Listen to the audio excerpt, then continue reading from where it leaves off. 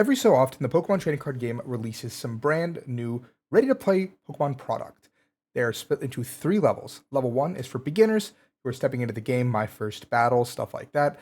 Level two products are for more experienced trainers who are looking to take a jump into competition, some pre constructed decks that can be tinkered with and made better, or level three products that are tournament ready. My name is Rahul, and today we're looking at a level 2 product in the form of Steven's Battle Rival deck. These are coming out, the Steven and Marnie Battle Rival decks are coming out this weekend by the time you're watching this video, May 16th, and they have plenty of playable cards. Now, they're also in the Dustin Rivals set, but they come with some exclusive promo cards that are only available in this deck. Specifically, I'm going to be taking a look at the deck itself and teaching you guys how to make it a little bit more competitive if this is a product you want to pick up as you head into competition.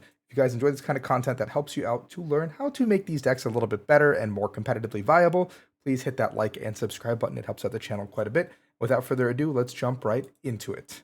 So we're looking at the Steven battle deck right here. You can see this beautiful Beldum promo in the front with a pair of Metagross EX. You can see the level 2 product as well.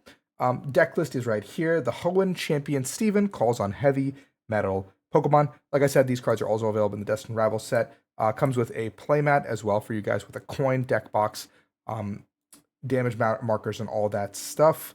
Nothing too crazy besides that here. They're $14.99, so try not to overspend on these if you can. If the singles are cheaper, just pick those up with the TCG player link in the description down below. So let's take a look at the set list here. I zoomed in on it a little bit for us to make it easy. We have 2 copies of Steven's Metagross, 3 of the Metang, and 4 of the Beldum. So basically this comes with a good grip of the line. Probably need to only pick up 1 more Metagross if we want to play this deck in its entirety. 2 Steven's Skarmory, 2 Steven's Claydol, 2 Steven's Baltoy, and 1 Steven's Carbink. 4 Professor's Research are also provided as trainer cards. This card has been around forever and will probably be around forever. 3 copies of Drayton, 2 copies of Boss's Orders, and 2 copies of Iono. So a pretty solid supporter core. Research, Iono, and Boss are pretty much in almost every standard legal deck right now, so being able to have access to those is quite important.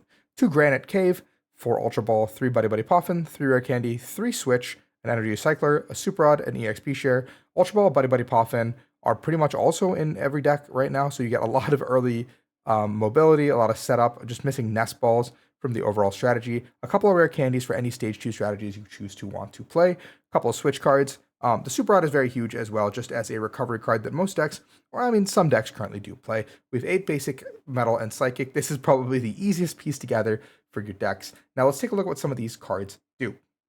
You have Steven's Balto here with the Summoning Sign ability, or attack, sorry, to get 2 basic Stevens, put them on your bench. So it's not like that good, honestly. Like, we're playing like a slow Call for Family here, where like Buddy Buddy Puffin basically does the same thing, and wasting our attack on this doesn't feel great. Steven's Carbink, however, is a little bit unique, that all of your Steven's Pokemon take 30 less from attacks while this Pokemon is on your bench. It doesn't stack, so you only really need 1 to make sure your guys are a little bit beefier.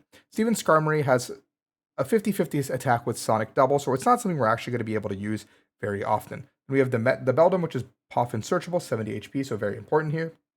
The Metang, which can attack for 70, but becomes a bigger boy. And then we have the Metagross. Oh, I did something.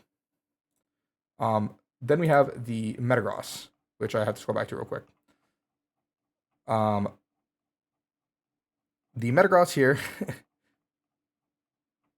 is X Boot. Once during your turn, you may search your deck for a basic Psychic Poke Energy card and a basic Metal Energy card, and attach them to your Metal or Psychic Pokemon in any way you like.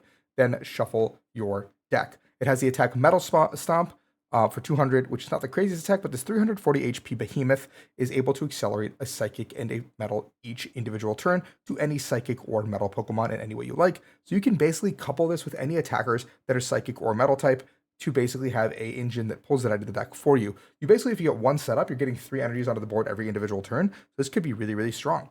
The Granite Cave Stadium card also says that Steven's Pokemon, both yours and your opponent's, take 30 less damage. So you make this guy a little bit bigger. Along with the Carbink, it effectively becomes a 400 HP mammoth that's very difficult to take down, especially with fire types. So how can we make this into a competitively viable deck? Well, lucky for us, in Japan right now, they are ahead of the curve and already playing with some of these cards. So before you guys jump into building these cards, let's take a look at a couple of deck lists that are already over in Japan and how they're being played. We can see here there's a 3-3-3 Metagross, basically making this guy the main attacker of the deck, and beefing him up with the Carbink. And there's no Granite Caves here, unfortunately, but there is copies of Super Potion, which heals 60 damage from one of your Pokemon and discard all energy from it. So basically, we're just trying to keep tanking up our Metagross and being able to accelerate back to it each individual turn. And after one individual turn of setup, we can just go into Monkey Dories and have a bunch of those on the board. So with 2 to 3 Monkey Dories on board, we're basically healing our Metagross over and over and over again.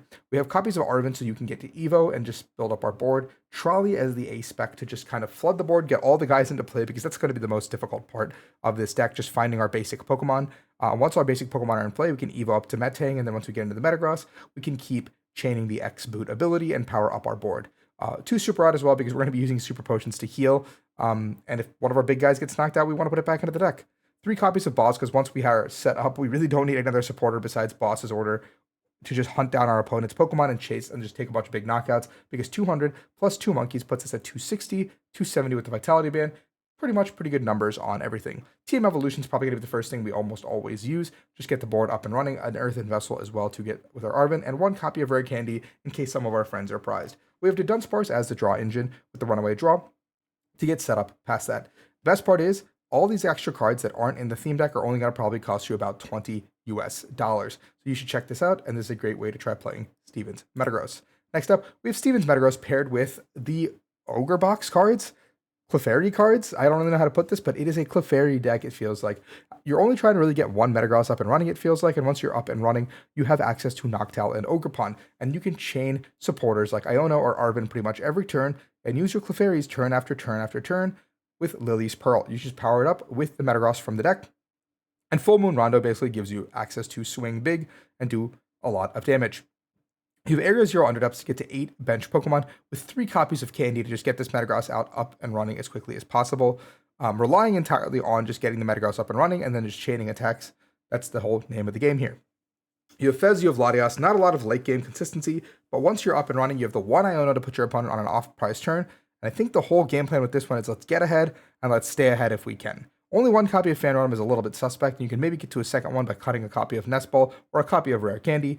But I think the idea behind this is really cool. You have the Teal Mask Ogerpons to facilitate the Noctowls and also the Area 0 Underdepths. And then you have Full Moon Rondo, which is one of the best attacks in the game currently. This is your Clefairy Metagross box. Next up, we have another Metagross deck here. Just a straight Metagross, this time with a thick line of Dusknoir. Now, Dusknoir does have an attack that has Shadow Bind. It has 115, doesn't let your opponent retreat. But I don't think we're really planning on using that attack unless we're up against something like Dragapult. In most situations, it looks like we're going to be just using the Dusknoir to get our opponent down to a low board state, pop it with the Metagross that does 200, so we can keep chaining these big attacks. We have access to power up our Clefairy as well. This big, beefy attacker is going to be something that's very difficult to take down. A supporter line that is very common in most decks with Arven, Research, Iono, and Boss's Orders. Reset Stamp being our A-Spec, meaning that once our opponent takes a chump prize, we can just go into this big, beefy Metagross and slam the Unfair Stamp, putting ourselves in a position where now we can start picking off our opponent's board while it's still underdeveloped. The Dusknoirs are a cute little combo that just lets us put a lot of pressure on the board, take knockouts when our opponents isn't expecting knockouts, and we have TM Evolution and stuff like that to just build up our board and get up as quickly as possible. The Clefairy is just a great attacker into Dragapult, and you already have a way to power it up, so why not? A unique way here. And a fourth way for you guys as well is another just straight Metagross. Nothing complicated once again, but this time we've got Grand Tree as our A-Spec. Grand Tree allows us to go through the deck and basically snag any copies of Metagross we would like, and, evolve right up to it. And once our Metagross is up and running, we can just accelerate to the board. We have Mimikyu as a safeguard attacker that also does a ton of damage. Monkey Dory once again to move damage off our board. No Clefairy in this build. I think that is something you do want. But besides that, the supporter engine is exactly the same. Once you pick up this supporter core of Arven, Iono, Research, and Boss, you're basically going to be putting this in every deck. A lot of super odds because we're just expecting to go through our attackers pretty quickly. Not a lot of healing, which I do expect. I think we should have a little bit of healing in here as well. But we have Jamming Tower to block our opponent's tools. And we're just going to be swinging for the fences every single turn with these big, beefy Metagross. Once our Grand Tree gets one guy up and running, we're going to be able to power it up. And from there, it's all she wrote. A really cool thing you can do as well is power up Mew. This is 4 different ways to play Metagross. Hope you guys enjoyed this video on Metagross EX and how to beef up your battle rival deck that you just picked up at your local store. If you guys enjoyed, like and subscribe, and I'll see you next time for the Marnie one.